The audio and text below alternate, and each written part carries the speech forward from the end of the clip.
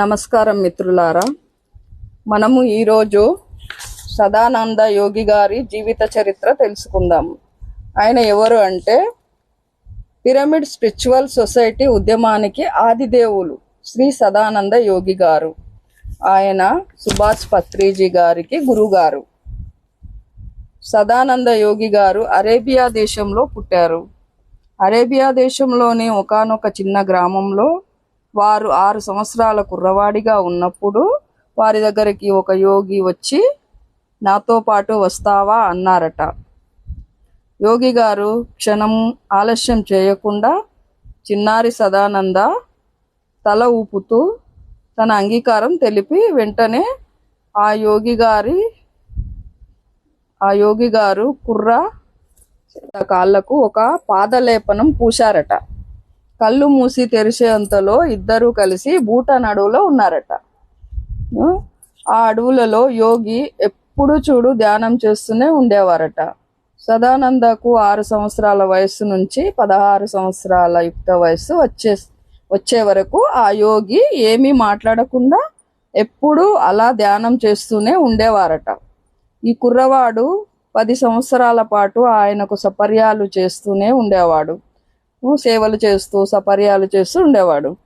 ఎంతో వినయంతో 10 ఏళ్ల పాటు తనకు సపర్యాలు చేసిన శిష్యుడిని గురుభక్తికి ముగ్ధుడైన ఆ మహాయోగి ఒకరోజు 16 ఏళ్ల సదానందను తన చెంత కూర్చోబెట్టుకుని ఇక నేను శరీరం వదిలిపెడుతున్నాను అని మొట్టమొదటిసారిగా మాట్లాడి తమ నిర్ణయాన్ని తెలియజేశారు. వెంటనే దేహత్యాగం చేశారంట. ఇదేమిటయ్యా బాబు, ఇన్ని రోజులు సేవ చేస్తే నాకు ఒక్క మాట కూడా చెప్పలేదు, పైగా నోరు విప్పిన రోజే నేను వెళ్ళిపోతాను అంటున్నారు అంటూ ఆ 16 ఏళ్ల సదానంద బోరున ఏడ్చి గురుగారి సమాధి దగ్గర కూర్చుని ఉండిపోయాడు. కొన్ని రోజుల తర్వాత సమాధి నుంచి గురువుగారి గొంతు వినబడి, ఇక నువ్వు ఉత్తరం వైపు ఉన్న హిమాలయాలకు వెళ్ళిపో, ఇది నా ఆజ్ఞ అని చెప్పారు. నేను వెళ్ళను అని సదానంద వలవల ఏడవగా, నువ్వు వెళ్ళి తీరాల్సిందే అని అన్నారు.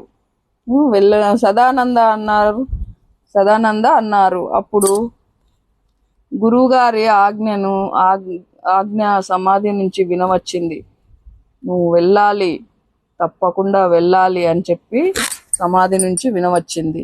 ఇక వెంటనే సదానంద తాను తమ గురువుగారి సమాధిని వదిలి హిమాలయాలకు వెళ్ళాడు. అక్కడ చక్కటి గుహలు, చక్కటి వనాలు, చక్కటి ఫలవృక్షాలు, ఎంతో మంది యోగులు, తపస్సికులు, సిద్ధులు ఉన్నారు. వారితో కూడిన సదానంద ఒక గుహలో 80 సంవత్సరాల పాటు ధ్యానం చేశారు. 80 సంవత్సరాల తర్వాత అక్కడి వారంతా, నువ్వు ఇక్కడ నేర్చుకోవలసింది అంతా అయిపోయింది, భారతదేశం అంతా తిరుగుతూ నువ్వు నేర్చుకున్నదంతా సాధకులకు బోధించు అన్నారట.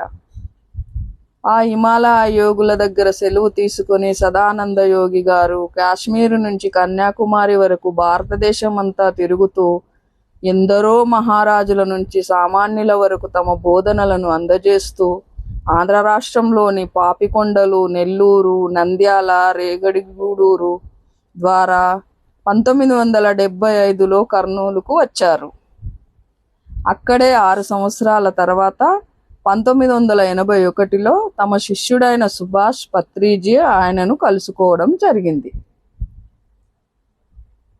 స్పిరిచువల్ సొసైటీ ఉద్యమానికి ఆదిదేవులు శ్రీ సదానంద యోగి గారు ఆ మహాగురువు తమ శిష్యుడైన సుభాష్ పత్రిజీ కోసం అన్వేషిస్తూ అరేబియా దేశం నుంచి భారతదేశం వచ్చి కర్నూలులో వారిని కలుసుకున్నారు.